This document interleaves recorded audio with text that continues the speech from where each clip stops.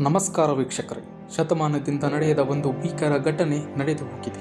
ಜಗತ್ತನ್ನೇ ಬೆಚ್ಚಿ ಬೀಳಿಸಿದ ಭೀಕರ ಭೂಕಂಪ ದಕ್ಷಿಣ ಅಮೆರಿಕದ ವೆನೆಜುವೆಲಾ ದೇಶವನ್ನು ತತ್ತರಗೊಳಿಸಿದೆ. ಕೆಲವೇ ಕ್ಷಣಗಳ ಅಂತರದಲ್ಲಿ 2 ಪ್ರಬಲ ಭೂಕಂಪಗಳು ದೇಶದ ಜನರನ್ನು ಬೆಚ್ಚಿ ಬೀಳಿಸಿದೆ. ಕರಾಕಸ್ ಸೇರಿದಂತೆ ಹಲವು ಪ್ರದೇಶಗಳಲ್ಲಿ ಕಟ್ಟಡಗಳು ಕುಸಿದು ಬಿದ್ದಿದ್ದವು. ಅಧಿಕೃತ ಮಾಹಿತಿಯ ಪ್ರಕಾರ ಸಾವಿನ ಸಂಖ್ಯೆ 1000ಕ್ಕೂ ಹೆಚ್ಚು ದಾಟಿದ್ದು, ಸಾವಿರಾರು ಜನ ಗಾಯಗೊಂಡಿದ್ದಾರೆ. ರಕ್ಷಣಾ ತಂಡಗಳು ಜೀವಂತ ವ್ಯಕ್ತಿಗಳಿಗಾಗಿ ನಿರಂತರ ಶೋಧ ಕಾರ್ಯ ಮುಂದುವರೆಸಿವೆ.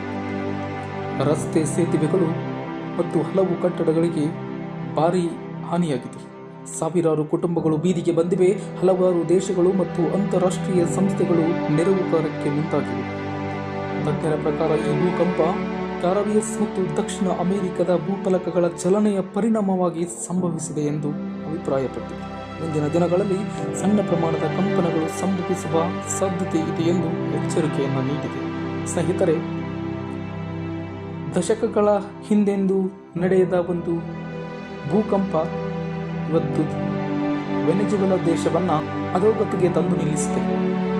ಪ್ರಕೃತಿಯ ಮೇಲಿನ ದಬ್ಬಾಳಿಕೆಗಳು, ನಾವು ನಡೆಸುವ ಪ್ರಕೃತಿಯ ಮೇಲಿನ ನಡವಳಿಕೆಗಳು ಭೂಮಿಗೆ, ಭೂಮಂಡಲಕ್ಕೆ ಇದೊಂದು ಎಚ್ಚರಿಕೆಯ ಗಂಟೆ. ಹಾಗಾಗಿ ಪ್ರಕೃತಿಯ ಮೇಲೆ ದಬ್ಬಾಳಿಕೆಯನ್ನು ನಡೆಸುವ ಮುನ್ನ ಎಚ್ಚರಿಕೆ ವಹಿಸಿ.